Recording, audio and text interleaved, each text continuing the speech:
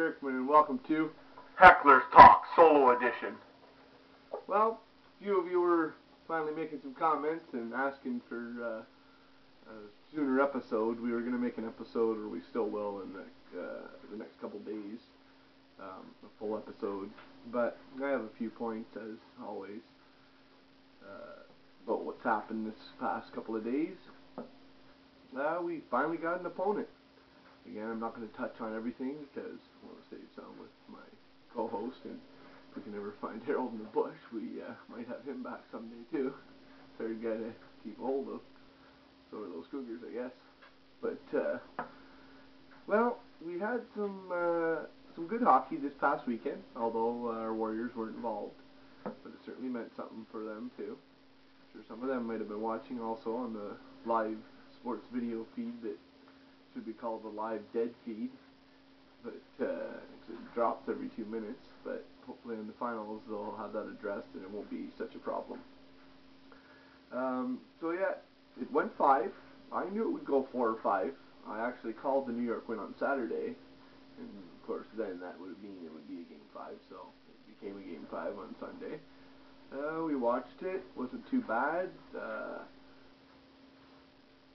They looked for a while that we might be facing Danbury and their smug fans. I was getting excited for that. Jamie wanted that too. I think enough people wanted Danbury. I don't know why. I think we would have dispatched of them quite quicker. I think this one might go 4 or 5. If we would have played Danbury, I would have been lucky to go 3 or 4.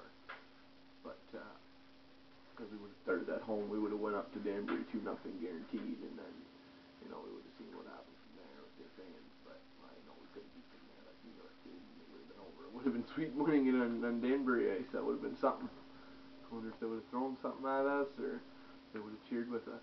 We'll never know. But New York finally squeaked it out, came back, proved that they were the better team.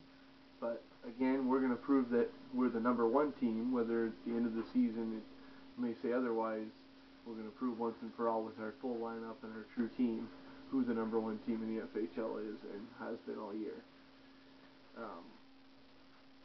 It's actually our buddy Moody and a few of the Danbury fans actually want us to win now. Of course, you'd figure that because they got beat by the A's.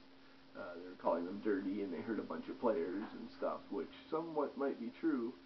Again, it's hard to see on that HD camera there from the FHL. FHL, but the live sports video feed there is not the highest upload quality, so it's a little grainy at times.